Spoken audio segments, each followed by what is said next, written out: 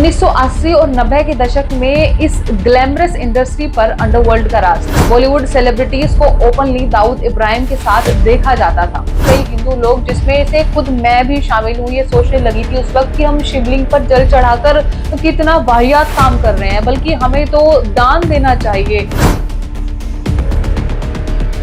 The Sabarmati report एक ऐसी movie जो हिंदुस्तान के उस काले अध्याय के पीछे दबे हुए सच को उजागर करती है, जिसे बड़ी शालीनता से सबसे छिपाया गया। वो काला सच जिसकी आड़ में ना जाने कितने लोगों ने अपने हाथ तो सेके, लेकिन उन 59 कार सेवकों के बारे में किसी ने बात तक नहीं की जो साबरमती ट्रेन में जिंदा जला दिए गए। खैर, ये बहुत बड़ा अध्याय है जिस पर न जाने कितनी वीडियोस बनाई जा सकती हैं, लेकिन आज हम बात करने जा रहे हैं उस फिल्म की जो 15 नवंबर को रिलीज हो चुकी है, द साबरमती रिपोर्ट जिसका नाम है। लेकिन जब इस मूवी का ट्रेलर रिलीज हुआ था तो कुछ लोग इसे प्रोपेगेंडा मूवी बताने लगे। ऊपर से मूवी के लीड रोल निभाने वाले विक्रांत मैसी को भी कटघरे में लाकर ये पूछने लगे कि आखिरकार ये जो परिवर्तन विक्रांत में देखने को मिला है, जिसमें अचानक से देश प्रेम जाग गया है, वो सिर्फ इसलिए है कि आजकल सिनेमा का रुख हिंदुत्व की तरफ है, या फिर ये परिवर्तन नेचुरल है। क्योंकि यही विक्रांत मैसी एक वक्त पर हिंदू देवी देवताओं का मजाक बनाते हुए भी दिखते थे अपने ट्वीट्स के जरिए। उसके बाद अखंड भारत पर भी इनके विचार आए थे।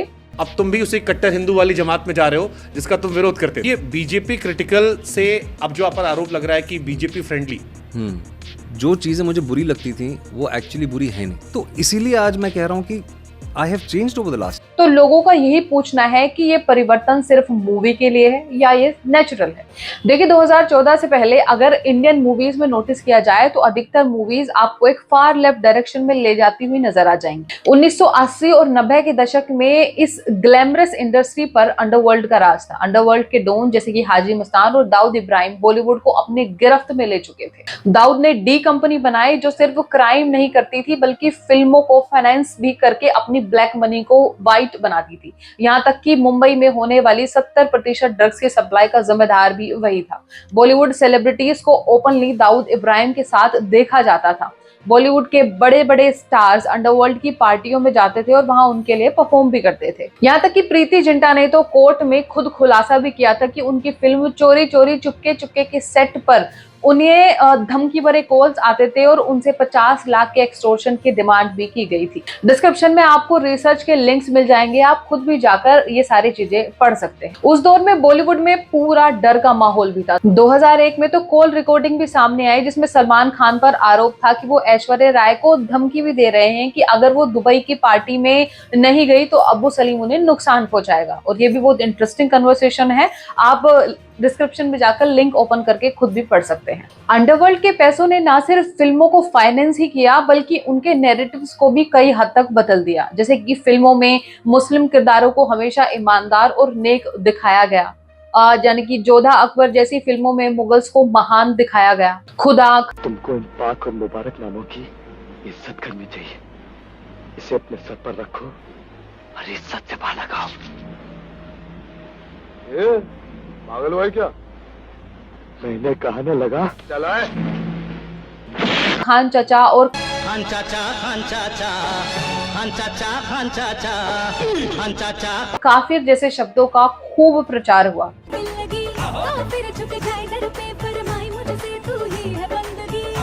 बजाय ये समझे कि काफिर शब्द हिंदूज के लिए कितना डेरोगेटरी, मतलब कि अपमानजनक शब्द है। इनफैक्ट डीडीएलजे, वीर ज़ारा और मैं हूं ना जैसी फिल्मों में पीस लिविंग इस्लामिक नैरेटिव पर भी जोर दिया गया, जबकि माय नेम इज खान और कुर्बान जैसी फिल्मों का तो यही नैरेटिव था कि ये मुस्लिम इसमें कितने ज्यादा विक्टिम है, यही पेश कर रहे थे दुनिया के सामने। और तो और मोस्ट वांटेड गैंगस्टर की लाइफ पर ओपनली बॉलीवुड में कई मूवीज भी बनी है, जैसे कि 2017 में आई मूवी दाऊद की बहन हसीना पारकर के ऊपर सेम हसीना नाम से मूवी आई थी। Shoot out at Wadala, Mumbai Meri Jaan, once upon a time in Mumbai जैसी फिल्म भी दाऊद की लाइफ के कुछ इंसिडेंट्स पर ही बेस्ड है, उसके इर्द गिर्द ही आने वाली मूवीज थी। लेकिन फिर 2014 में जब नरेंद्र मोदी सरकार आई तो सिनेमा ने बड़ा बदलाव देखने को मिला।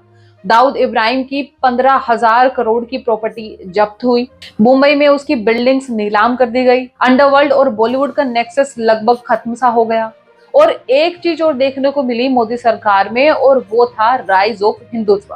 इसके बाद इंडियन ऑडियंस का नैरेटिव भी बदलना शुरू हो गया और फिर हुआ शुरू ट्रेंड बॉयकॉट बॉलीवुड का। फिर बॉलीवुड सितारों ने जब इंडियन ऑडियंस को चैलेंज किया कि ये कहकर कि अगर आपको मूवी देखने तो आप देखिए वरना मत देखिए। लगता है कि ये एक डेमोक्रेसी है और हर आदमी को अपने विचार सामने रखने का अधिकार है, तो अगर किसी को फिल्म पसंद नहीं आई है तो उसे नहीं देखनी चाहिए।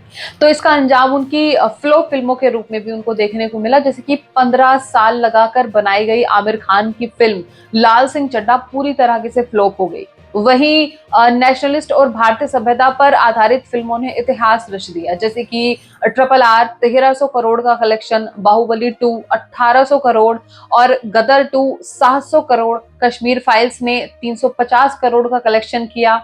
और यही सिर्फ नंबर नहीं थे, ये जनता की बदलती सोच का नतीजा था। और अगर आप देखेंगे तो बॉलीवुड एक नए दौर की ओर बढ़ रहा है, जैसे कि रामायण पर रणबीर कपूर की फिल्म, छत्रपति शिवाजी महाराज पर आधारित छावा और राणा दग्गुबाती की हिरण्यकश्यप पर बेस्ड मूवी। ये फिल्में सिर्फ कहानियां नहीं होंगी बल्कि हमारी सभ्यता और संस्कृति का गौरव भी दिखाएंगी। देखिए, मूवीज का इंसानी जीवन में बहुत बड़ा प्रभाव होता है, फिर सेलिब्रिटीज के ड्रेसिंग सेंस को कॉपी करना हो या फिर उनकी तरह बनना, तो मतलब मूवीज एक इंपॉर्टेंट रोल प्ले करती है नॉर्मल लाइफ में। जैसे कि OMG मूवी यानी कि ओ माय गॉड मूवी को देखने के बाद कई हिंदू लोग, जिसमें से खुद मैं भी शामिल हूँ, ये सोचने लगी थी उस वक्त कि हम शिवलिंग पर जल चढ़ाकर कितना वाहियात काम कर रहे हैं, बल्कि हमें तो दान देना चाहिए और ये सब तो वेस्ट है। And thanks to my father, जिन्होंने कहा कि बेटा हर हिंदू रिचुअल्स के पीछे एक बहुत बड़ा लॉजिक छिपा हुआ है और लॉजिक लिटरली बड़े सुंदर होते हैं। तो तब से मैंने अपने रिचुअल्स के बारे में जानना समझना और शुरू कर दिया। इनफैक्ट उस वक्त हिंदी बोलना फील्स लाइक गवार, हालांकि आज भी मोस्टली जगह पर हिंदी बोलने वालों को गवार का ही टैग दिया जाता है। टीका लगाकर पूजा करना मतलब ऐसे लगने लगा था कि कितना थर्ड ग्रेड काम कर रहे हैं। लेकिन हम हिंदू हैं तो इस पर तो हमें गर्व करना चाहिए। एंड अगर फाइनली बात कर ली जाए साबरमती रिपोर्ट की, तो मैं मूवी देखकर आ चुकी हूँ। मेरे पर्सनल व्यूज हैं कि आपको ये मूवी देखनी चाहिए, क्योंकि मूवी में कई ऐसी चीजें हैं जो आपको बेहतर समझ आएंगी। लेकिन अभी भी क्वेश्चन वही है कि विक्रांत मैसी और कई और हीरोज के हिंदू देश प्रेम असली है या फिर जहां हवा बह रही है उसकी तरफ होने का इशारा है। अब आपके सोचते हैं, आप ये बताइए कमेंट।